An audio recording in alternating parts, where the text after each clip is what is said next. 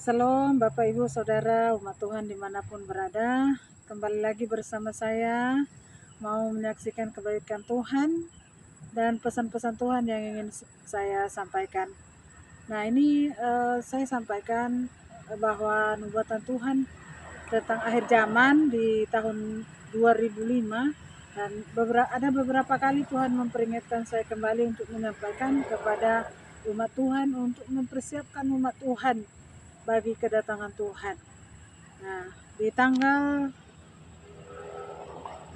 8 April 2025 yang lalu ya. Nah, saya diperlihatkan Tuhan satu penglihatan dalam mimpi saya tentang minyak. Nah, jadi kalau di firman Tuhan itu tentang gadis bijaksana dan gadis bodoh. Nah, itu perumpamaan Tuhan tentang akhir zaman ya Bapak Ibu. Nah, itu jadi nanti sebelum kita masuk ke dalam firman Tuhan, saya mau menyampaikan dulu penglihatan yang Tuhan beri kepada saya. Jadi saya melihat ada di satu tempat saya memberikan minyak kepada banyak banyak sekali orang saya kasih minyak gitu.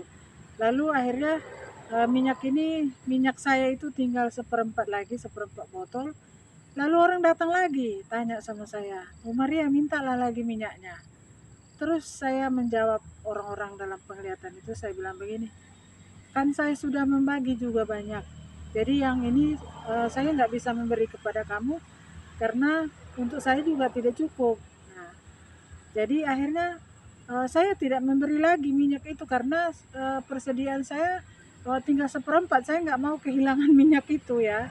Nah, jadi saya mau katakan bahwa minyak itu adalah api Roh Kudus ya, yang Tuhan berikan kepada anak-anak Tuhan yang percaya kepada Dia dan yang sudah dimeteraikan oleh Allah Bapa sendiri. Nah, jadi saya mau sampaikan bahwa Tuhan Yesus itu memberikan banyak perumpamaan tentang akhir zaman kepada semua orang yang dikasihinya. Dan bahkan saya melihat banyak juga hamba-hamba Tuhan mengalami penglihatan, pendengaran seperti yang saya alami ketika Tuhan mau menyatakan bahwa ketika Dia mau datang kembali, umat Tuhan harus menyiapkan diri. Karena kalau kita mau lihat berita Injil, itu banyak hal yang Tuhan sampaikan dengan keras. Nah, akhir-akhir ini saya melihat banyak sekali umat Tuhan yang terbuai dan tidak menyiapkan diri untuk menghadapi kedatangan Tuhan. Nah, ada orang berkata kepada saya begini Bapak Ibu, akan kita nggak tahu Tuhan datang kapan. Nah, betul kita nggak tahu Bapak Ibu Tuhan datang itu kapan.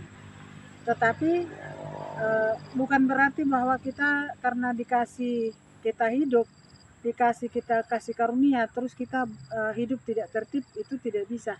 Nah, dan Alkitab menulis dengan jelas ya di Injil dikatakan bahwa Tuhan itu datang tiba-tiba. Nah, jadi waktu Tuhan datang di akhir zaman, entahkah kita masih hidup ataukah kita sudah mati, tidak menjadi satu masalah. Yang menjadi masalah adalah apakah Bapak Ibu Saudara dan saya sudah menyiapkan diri supaya ketika kedatangan Tuhan kita sama-sama dibangkitkan, diangkat ke sorga. Nah, itu yang menjadi masalah dan itu jadi satu panggilan buat saya untuk memberitakan hal ini.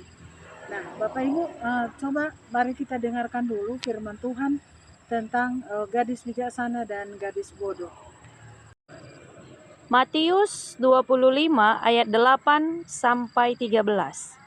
Gadis-gadis yang bodoh berkata kepada gadis-gadis yang bijaksana, "Berikanlah kami sedikit dari minyakmu itu, sebab pelita kami hampir padam."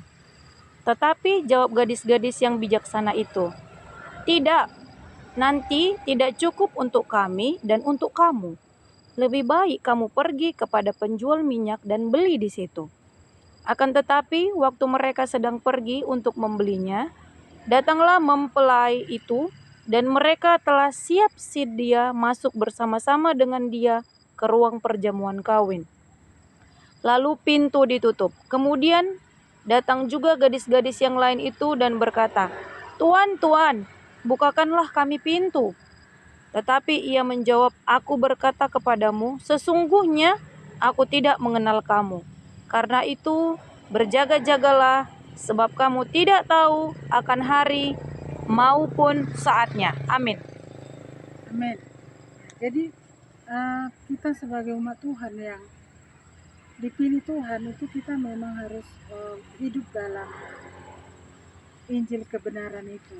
Nah, jadi kalau waktu Tuhan Yesus itu kan dikatakan sebagai mempelai yang menyongsong umat Tuhan ya. Kalau waktu Tuhan datang, terus kita tidak ada persiapan, nah kita tidak akan dapat bagian. Karena di situ dikatakan yang tidak punya minyak itu, waktu mereka kembali, itu pintu sudah ditutup, tidak ada lagi kasih karunia untuk bisa kita membuka kembali itu pintu supaya kita masuk. Karena kalau nanti kita pergi ke firman di Wahyu Bapak Ibu, kalau Tuhan yang membuka tidak ada yang menutup, kalau Tuhan yang menutup tidak ada juga yang bisa membuka. Nah itu yang perlu umat Tuhan ingat untuk dipelajari. Nah jadi saya ingat kembali penglihatan yang saya kasih tahu tadi. Jadi orang-orang datang minta kepada saya, tapi saya nggak bisa memberi minyak itu karena minyak itu memang harus kita punya sendiri. Maksudnya Roh Kudus itu ya, nggak bisa yang memeteraikan kita itu nggak bisa kita oh kamu sedikit, aku sedikit dan sebagainya seperti yang di perumpamaan tadi. Nah jadi minyak Roh Kudus atau api Roh Kudus itu harus ada, tetap bernyala di dalam diri kita. Nah jadi umat Tuhan berjaga-jagalah, jangan sampai api roh itu hilang, api roh itu mati dan kita tidak memiliki api roh lagi. Nah, ketika kita tidak punya api roh itu, kita nggak bisa masuk dalam kemuliaan Tuhan. Tidak bisa Bapak Ibu. Jadi kita nggak bisa diiming-imingin, oh percaya Tuhan Yesus selamat. Nggak bisa. Memang kita itu firman Tuhan, kita percaya Yesus, kita selamat. Tapi ada juga yang harus kita kerjakan. Nah, yang harus kita kerjakan adalah menyiapkan diri kita. Nah, jadi saya katakan tadi bahwa minyak Roh Kudus itu harus ada. Makanya itu dalam penglihatan saya yang saya lihat itu orang-orang begitu banyaknya datang mencari minyak itu, tapi waktunya udah nggak ada lagi, udah habis waktunya dan mereka nggak dapat minyak. Nah saya mau katakan kepada saudara, ketika saudara punya minyak atau api roh itu, saudara memberitakan Injil Tuhan kepada semua orang untuk percaya kepada Tuhan Yesus, Tuhan akan menambahkan kembali. Tuhan akan menambahkan kembali minyak saudara. Ketika saudara bersiap-siap atau berjaga-jaga, Tuhan akan menambahkan itu supaya saudara berkelimpahan. Tetapi ketika saudara tidak melakukannya, tidak akan terjadi itu. Itu tidak akan terjadi saudara menerima janji Tuhan. Nah, coba kita lihat firman Tuhan di Efesus tentang bagaimana Tuhan memeteraikan kita. Efesus 4 ayat 30-31. Dan janganlah kamu mendukahkan Roh Kudus Allah yang telah memeteraikan kamu menjelang hari penyelamatan. Segala kepahitan, kegeraman, kemarahan, pertikaian, dan fitnah hendaklah dibuang dari antara kamu. Demikian pula segala kejahatan. Nah, jadi persiapan umat Tuhan untuk kedatangan Tuhan itu seperti di Efesus itu. Kemarahan, kegeraman, semua hal-hal daging itu harus disingkirkan itu.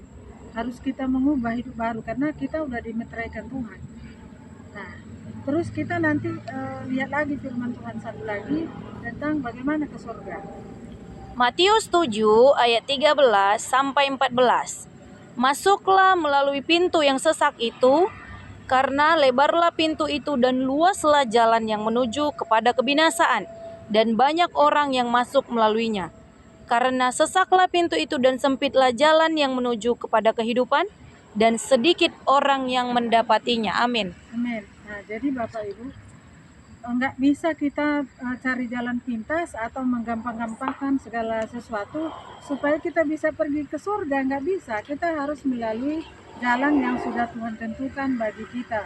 Jadi kita harus mengerjakan keselamatan itu baru kita dapat ke sana. Karena kalau orang mau gampang-gampang ya udah lebar luaslah ke neraka. Tapi kalau mau ke surga sempit jalannya. Nah, itu saudara, semoga Tuhan memberkati kita. Amin.